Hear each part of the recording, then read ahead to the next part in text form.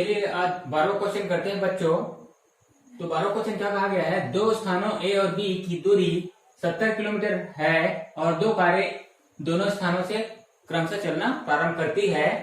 यदि वे एक ही दिशा में चले, एक ही दिशा में मतलब दोनों एक ही कार ऐसे जा रहे हैं, तो वह एक दूसरे से 7 घंटे में पहुंचती है, मिलती है। और यदि वे एक दूसरे की ओर चलती है, मतलब एक दूसरे की ओर चलती है, एक दूसरे की ओर चलती है, तो वह 1 घंटे में मिल जाती है। तो कारों की चाल ज्ञात करनी है। तो यहाँ पे बच्चों हमें सबसे पहले जो ज्ञात करनी है, क्या ज्ञात करना है, कारों की चाल ज्ञात करनी है। तो हमें दिया हुआ क्वेश्चन में दो स्थानों ए और बी की दूरी 70 किलोमीटर दिया हुआ है और यहाँ पे मानना पड़ेगा दोनों कारों की चाल को ज्ञात करना है। तो पहली कार की चाल 1 किलोमीटर प्रति घंटा और दूसरी कार की चाल y किलोमीटर प्रति घंटा है। अब हमें क्या करना है, इन्हीं x y को ज्ञात करना है। अब देखिए इसके बाद हमें करना क्या है, हमने यहां तक तो देख लिया। अब हमें यदि वे एक ही दिशा में चले तो वह 7 घंटे बाद एक दूसरे से मिलती है। ठीक है, तो हम सबसे पहले हमारे प्रश्नानुसार जो बनाया हुआ है उसको देख लेते हैं। क्या स्थान ये ए है और ये बी है, दोनों के बीच की दूरी ये 70 किलोमीटर है, दोनों के बीच की दूरी 70 किलोमीटर है और वह माना जाए सी स्थान में पहुंचती है, सी स्थान में पहुंचती है तो 7 घंटे बाद पहुंचती है। 7 घंटे बाद प्रश्नानुसार यहाँ पे दिया हुआ पहला, उसके अनुसार लेते हैं। प्रश्नानुसार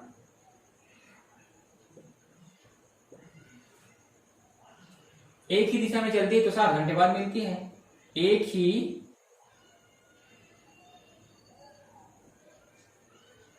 दिशा में चलने पर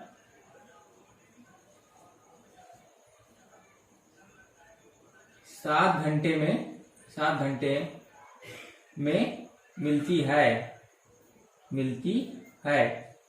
तो हमें चाल याद करना है। तो चाल देख लीजिए, चाल बराबर क्या होगा, चाल बराबर क्या होता है फार्मूला, दूरी बटे समय, दूरी बटे समय।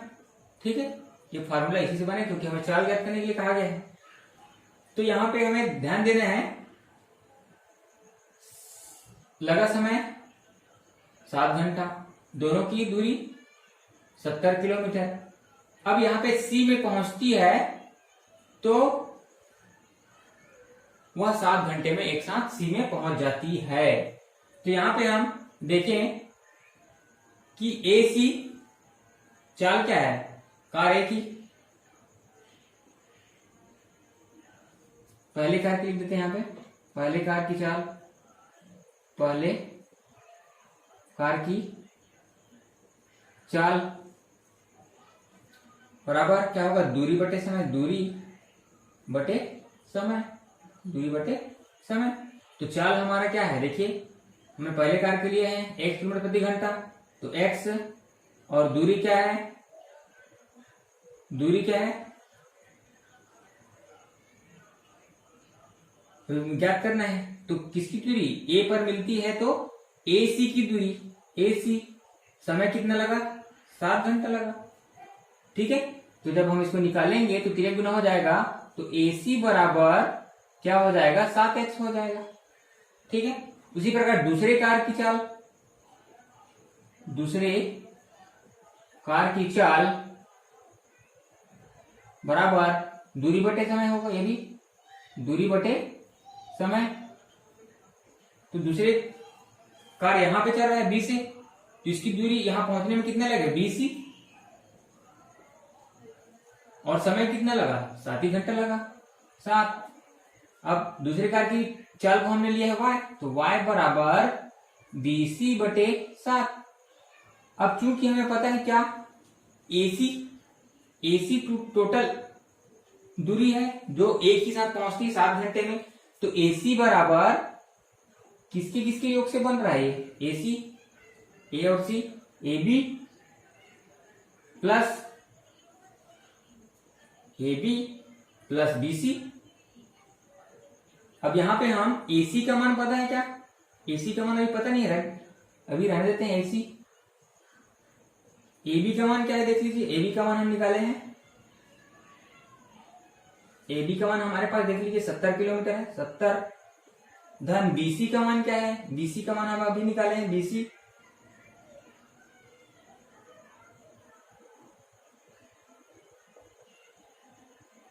तो ये हो जाएगा BC इक्वल टू 7y। तो BC का मान हम निकाले हैं यहाँ पे 7y और AC बराबर निकाले हैं हम यहाँ पे 7x। 7x बराबर 70 धन 7y। अगले स्टेप हल करें तो क्या हो जाएगा, ऊपर लिखते हैं इसको, तो 7x बराबर 70 धन 7y। अब इसको हम समीकरण बना लेते हैं तो क्या हो जाएगा, इसको पक्षांतर करेंगे तो 7x ऋण 7y बराबर 70।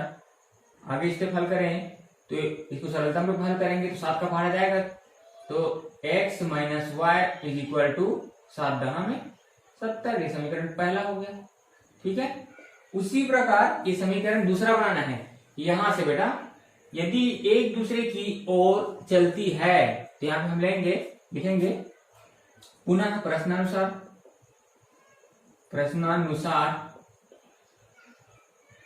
एक दूसरे की ओर चलती है,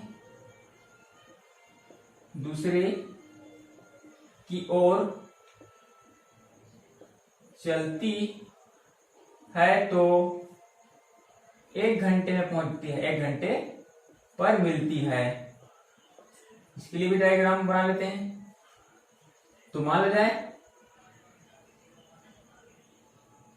ये पहली कार की स्थिति और ये दूसरी कार की स्थिति भी एक दूसरे की ओर चलती है, तो मान लो जाए वो P पर मिलती है, P पर मिलती है, तब दूरी चाल बराबर क्या हो जाएगा, तो चाल बराबर पहली कार की चाल पहली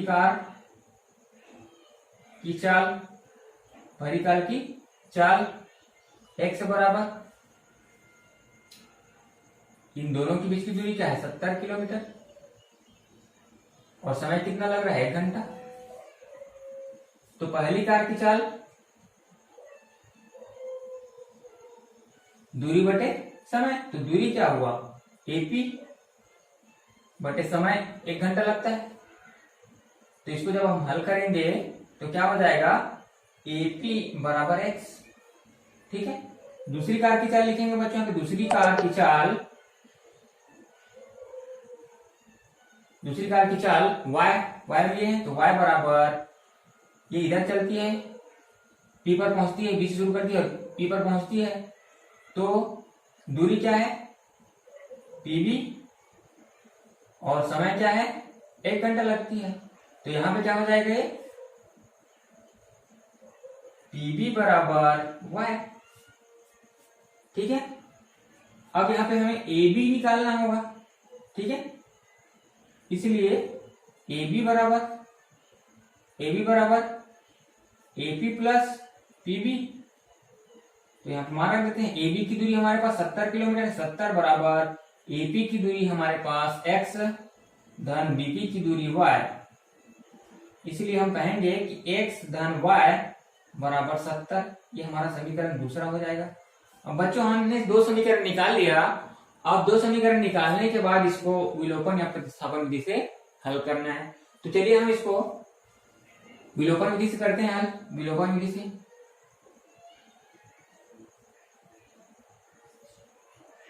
तो समीकरण 1 और 2 को देखें तो क्या लग रहा है, जोड़ देते हैं। समीकरण 1 और 2 को जोड़ने पर समीकरण 1 धन 2 से, तो चलिए जोड़ देते हैं। तो समीकरण 1 हमारे पास क्या है x ऋण y बराबर 10 और x धन y बराबर 70। जोड़ेंगे तो चिन्ह बदलता नहीं है, आपको ध्यान रखना है। एक x में x जोड़ेंगे तो 2x और विपरीत चिन्ह सजाती पर कर जाएंगे। यहाँ पे हो जाएगा 10 में 70 जोड़ेंगे तो 80 हो जाएगा। इसलिए हम निकालेंगे x बराबर 80 बटे 2, 2 कम 2 और 2 40 80। इसलिए x का मान हो गया 40। इस x के मान को जो छोटा समीकरण दिख रहा है हमारे पास, छोटा पहले दिख रहा है, रख देते हैं, y का मान निकल जाएगा। तो समीकरण 1 में रखने पर, समीकरण 1 में रखने पर समीकरण 1 क्या देख लीजिए, x ऋण y बराबर 10 और x का मान हमारे पास 40 है तो रख देते हैं।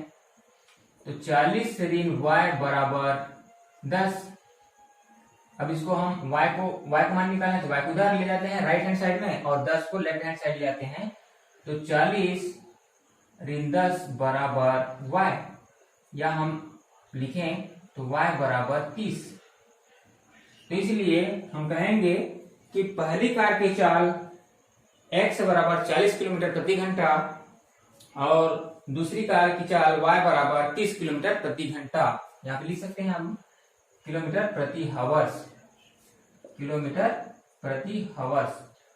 नेक्स्ट क्वेश्चन करते हैं बच्चों। यहाँ पे एक विद्यालय में 2 कमरे A तथा B में कुछ विद्यार्थी बैठे हैं। जब A से 10 विद्यार्थी B में भेज दिया जाता है तो दोनों कमरे में विद्यार्थियों की संख्या समान हो जाती है। मतलब यहाँ से समीकरण पहला बनेगा हमारा। और 20 विद्यार्थी B से A में भेज दिया जाता है तब A के विद्यार्थियों की संख्या B से दुगुनी हो जाती है, B से दुगुनी हो जाती है। तो प्रत्येक कमरे में विद्यार्थियों की संख्या ज्ञात कीजिए। तो हमें जो ज्ञात राशि है, मतलब कमरे A में विद्यार्थियों की संख्या x को मानना है और कमरे B में विद्यार्थियों की संख्या y। ठीक है, तो चलिए अब शुरू करते हैं प्रश्नानुसार। प्रश्नानुसार देखिए क्या कहा गया है कि जब कमरे A से 10 विद्यार्थी B में भेज दिया जाता है तो दोनों कमरे में विद्यार्थियों की संख्या समान हो जाती है। तो जब हम कमरे A और कमरा B, ठीक है, तो यहां पे कमरे A से 10 विद्यार्थी B में भेज देते हैं, 10 विद्यार्थी B में भेज देते हैं, मतलब 10 विद्यार्थी कम हो गया कमरे A में और 10 विद्यार्थी कमरे में B में जुड़ गया। ठीक है, इसको जब हम हल करेंगे तो यहां से हमें समीकरण पहला मिल जाएगा। ठीक है, तो क्या बोला जा रहा है, कमरे में विद्यार्थियों की संख्या समान हो जाती है, समान हो जाती है। हमने कमरे A से 10 विद्यार्थी B में भेज दिया तो कमरे A में 10 विद्यार्थी कम हो जाएगा और कमरा B में 10 विद्यार्थी ज्यादा हो जाएगा। ठीक है, तब समान होगा बोला जा रहा है। तो इसको हल कर दीजिए। हल करेंगे तो चर को एक साइड करेंगे और अचर को राइट साइड में। तो x y को पक्षांतर करते हैं, माइनस y बराबर 10, इसको पक्षांतर करेंगे तो 10 धन 10, इसलिए x माइनस y बराबर 20। समीकरण पहला हो जाएगा बच्चों यहाँ पे। अब उसी प्रकार यहां से दूसरा समीकरण बनेगा। अब यहाँ पे भी हमें तराजू लाना, पुनः प्रश्नानुसार, पुनः प्रश्नानुसार। अब यहाँ पे x को पहले लेते हैं, पहले x और y। ठीक है, अब यहाँ पे बोला जा रहा है 20 विद्यार्थी B से A में भेज देते हैं। 20 विद्यार्थी B से भेजते हैं तो 20 कम हो जाएगा और A में भेजेंगे तो यहाँ जुड़ जाएगा। ठीक है, भेज दिया जाता है तब A के विद्यार्थियों की संख्या B से दोगुनी हो जाती है, B से दोगुनी हो जाती है। ये समीकरण दूसरा बन जाएगा। इसको करते हैं, x धन 20 बराबर 2y ऋण 20 दूनी 40। फिर स्थिरांक को राइट हैंड साइड में और चरांक को लेफ्ट हैंड साइड में करते हैं तो x 2y को पक्षांतर करेंगे तो माइनस 2y बराबर माइनस 40 और इसको पक्षांतर करेंगे तो माइनस 20। इसलिए हम कहेंगे x माइनस 2y बराबर ऋण 60। ये समीकरण हमारा बन जाएगा दूसरा। ठीक है, तो यहाँ पे समीकरण 1 और 2 को देखते हैं हम। मान लो जाए गुणांक को देखते हैं, कौन से चर का गुणांक समान दिख रहा है। x का गुणांक समान दिख रहा है लेकिन चिन्ह समान दिख रहा है, चिन्ह भी समान दिख रहा है, तो गुणांक समान है और चिन्ह समान है तो हमें घटाना पड़ेगा। ठीक है, तो समीकरण कौन बड़ा समीकरण दिख रहा है? दूसरा। तो समीकरण 2 में 1 को घटाने पर समीकरण 2 में 1 को घटाने पर तो लिख देते हैं यहाँ पे x ऋण 2y बराबर ऋण 60 और समीकरण 1 क्या है? x ऋण y बराबर 20। घटा देते हैं, सारे चिन्ह बदल जाते हैं, ऋण का धन और ऋण, धन का ऋण हो जाएगा, ये विलोपित हो गया। तो सजाती पर विपरीत चिन्ह कट जाएंगे। अब यहाँ पे हमारे पास आया y सजाती है, ऋण 2 में धन 1 करेंगे तो मिल जाएगा हमें ऋण 1 y बराबर ऋण का धन तो ऋण 80। अब यहाँ पे ऋण सजाती है, मतलब दोनों तराजू के पल्ले से हटा देंगे उसको, तो क्या हो जाएगा? y बराबर 80 मिल जाएगा। y बराबर 80 मतलब कमरा बी में 80 विद्यार्थी हैं। तो इस समीकरण, कौन सा समीकरण छोटा दिख रहा है? समीकरण 1 में y का मान रखने पर लिख दीजिए समीकरण 1 में y का मान रखने पर, चलिए रख देते हैं, समीकरण 1 लिख देते हैं यहाँ पे x minus Y is equal to 20। x का y का मान हमारा 80 मिला है, तो x minus 80 is equal to 20। x का मान निकालने के लिए इसको पक्षांतर कर देंगे, तो x बराबर 20 माइनस का उल्टा प्लस 80, इसलिए x बराबर 100 हो जाएगा। अब हम कहेंगे शब्दों में, इसलिए कमरा ए में x बराबर 100 विद्यार्थी और कमरे बी में y बराबर 80 विद्यार्थी है। नेक्स्ट क्वेश्चन देखते हैं बच्चों। चलिए लास्ट प्रश्न देखते हैं बच्चों, चौथा नंबर का। यहाँ पे कहा गया है कि यदि किसी आयत की लंबाई में 5 इकाई की कमी तथा चौड़ाई में 2 इकाई की वृद्धि कर दी जाए तो उसका क्षेत्रफल में 80 वर्ग इकाई की कमी हो जाती है। और दूसरा कहा गया है जब उसकी लंबाई में 10 इकाई की वृद्धि और चौड़ाई में 5 इकाई की कमी कर दी जाती है तो उसका क्षेत्रफल में 50 वर्ग इकाई की क्या हो जाती है? बढ़ जाती है, वृद्धि हो जाती है, मतलब जुड़ जाता है। तब आयत की लंबाई और चौड़ाई ज्ञात करना है। तो यहाँ पे हमें उसी को मानना है, माना आयत की लंबाई x वर्ग x इकाई और चौड़ाई y इकाई, और हमें पता है कि आयत का क्षेत्रफल लंबाई गुनी चौड़ाई वर्ग इकाई होता है। ठीक है, तो हम प्रथम शर्त को अनुसार बनाए बच्चों। प्रश्नानुसार यहाँ पे कहा गया है प्रश्नानुसार कि इसकी लंबाई में 5 इकाई की कमी, लंबाई हमने माना x, 5 इकाई की कमी, और उसकी चौड़ाई में 2 इकाई की वृद्धि कर दी जाए, 2 इकाई की वृद्धि कर दी जाए तो उसके क्षेत्रफल में 80 इकाई की क्या हो जाती है? क्षेत्रफल में 80 इकाई की वर्ग इकाई की कमी हो जाती है। 80 वर्ग इकाई क्षेत्रफल हमारा ये है, x minus Y, sorry x into Y 80 वर्ग इकाई की कमी आ जाती है, मतलब घट जाएगा। तो इसको हम हल करके समीकरण 1 मानेंगे। ठीक है, तो चलिए हम इसको हल करते हैं। पहले तो इसको गुणा कर देते हैं, तो x y धन 2x, फिर ऋण 5 का करेंगे हम, तो ऋण 5y और धन ऋण का ऋण 5 दूनी 10 बराबर ये हो जाएगा x y ऋण 80। अब पूरे पद को राइट से लेफ्ट में ले जाते हैं और स्थिरांक को रहने दें, क्योंकि स्थिरांक हमारा राइट साइड में रहेगा और चरांक लेफ्ट हैंड साइड में। तो चलिए हम हल करते हैं। x y आ गया यहाँ पे, x y धन 2x ऋण 5y, इसको हम इधर ले जा रहे हैं और इस x y को इधर ला रहे हैं, तो क्या हो जाएगा? बराबर ऋण 80 और धन 10, और x y को हम इधर ला रहे हैं तो ये हो जाएगा ऋण एक्स वाई बराबर, ठीक है, इसको हम हल करते हैं। देखिए ऋण एक्स वाई और धन एक्स वाई कट जाएगा तो 2x ऋण 5y बराबर ऋण 70 हो जाएगा। तो ये समीकरण हमारा पहला हो जाएगा बच्चों, यहाँ पे समीकरण पहला। अब उसी प्रकार हमें फिर दूसरा पुनः प्रश्नानुसार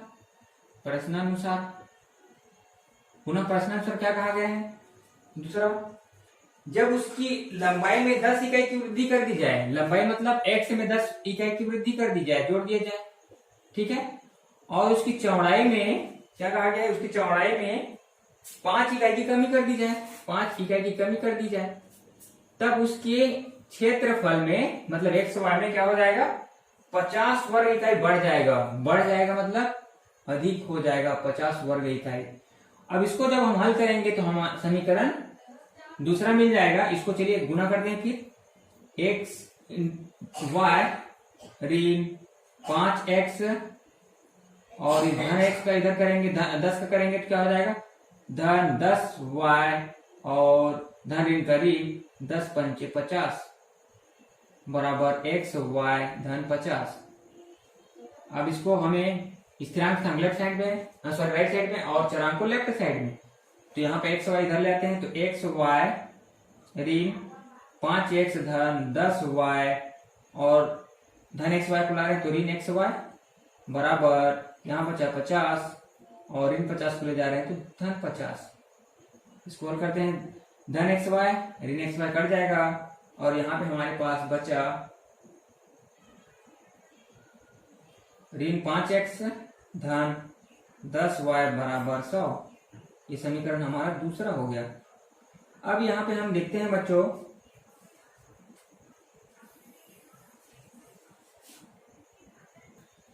चलिए देखते हैं यहाँ पे हम, तो इसमें देखेंगे एक ही संख्या का पहाड़ा जा रहा है, मतलब सरलता रूप में कर सकते हैं इसको। देखिए 5 आ रहा है, 10 है और 100 है, तो 5 का हम यहाँ पे पहाड़ा पढ़ देंगे और सरलता रूप में हो जाएगा समीकरण। इसको 2 नहीं मानेंगे तो ऋण x 5 एकम 5 धन 5 दूनी 10y बराबर 5 दूनी 10 और 5 शून्य 0। तो यहाँ पे ये हमारा समीकरण दूसरा हो गया। अब समीकरण 1 और 2 को बड़े ध्यान से देखिए। अब हमें स्थिरांक को देखना है कि कोई भी चर का स्थिरांक समान दिख रहा है क्या, दोनों का नहीं दिख रहा है, तो यहाँ पे हमें ध्यान देना है। चलिए हम x को विलोपित करना चाह रहे हैं, तो उसके स्थिरांक को समान करना होगा। समीकरण 1 में इसका स्थिरांक 2 है, समीकरण 2 में इसका 1 है, तो इसमें समीकरण 2 में 1 का गुना कर देते हैं, सॉरी 2 का गुना कर देते हैं, तो क्या हो जाएगा, समान हो जाएगा। तो यहाँ लिखते हैं समीकरण 2 में 2 का गुना करेंगे, ठीक है, गुना कर देंगे। उसके बाद क्या करेंगे, देखिए चिन्ह क्या विपरीत है, तो हम जोड़ देंगे, गुना कर जोड़ने पर, गुना करके जोड़ देते हैं यहाँ पे हम। तो चलिए हम इसको गुना करते हैं। यहाँ पे क्या हो जाएगा, 2 का गुना करेंगे तो ऋण 2x और धन 2 दूनी 4y बराबर 2 दूनी 4 मतलब 40, ठीक है। अब जोड़ेंगे, समीकरण 1 को जोड़ देते हैं, फिर 2x ऋण 5y बराबर ऋण 70। इसको जोड़ेंगे तो चिन्ह तो विपरीत, जोड़ेंगे तो इसमें तो विपरीत बदलेगा नहीं, चिन्ह समान ही रहेगा। तो देखिए ऋण और धन सजाती कर जाएंगे, धन और ऋण का ऋण मतलब घटाना, तो यहाँ पे y ऋण y बड़ी संख्या के सामने ऋण है बराबर धन ऋण का ऋण मतलब घटा दीजिए, 70 में 40 घटाएंगे 30 और बड़ी संख्या के सामने ऋण है, इसलिए हमारा y का मान मिल गया 30, ठीक है, y का मान मिल गया 30। ऋण चिन्ह हम तराजू के दोनों पलटों से हटा दिए। अब उसके बाद इस मान को, y के मान को जो छोटा दिख रहा है समीकरण में रख देते हैं। समीकरण 2 दिख रहा है छोटा, तो समीकरण 2 में रखने पर, समीकरण 2 में रखने पर, तो चलिए रख देते हैं ऋण x और धन 2y बराबर 20, तो y बराबर 30 रख देते हैं, तो ऋण x धन 2 गुना 30 बराबर 20, तो ऋण x धन 30 दूनी 60 बराबर 20। अब हमें x का मान निकालना है और वो भी ऋणात्मक है, तो इसको धनात्मक करने के लिए उसको राइट हैंड साइड में ले जाएंगे और इस 20 को लेफ्ट हैंड साइड में ले आएंगे पक्षांतरण पर। तो क्या हो जाएगा 60 ऋण 20 बराबर x पक्षांतरण से। इसलिए x बराबर हम लिखेंगे क्या, 60 में 20 घटाएंगे तो कितना हो जाएगा 40। इसलिए x बराबर 40 हो जाएगा आंसर इसका। तो हम कहेंगे क्या, x बराबर मतलब आयत की लंबाई x बराबर 40 और उसकी चौड़ाई 30 होगा।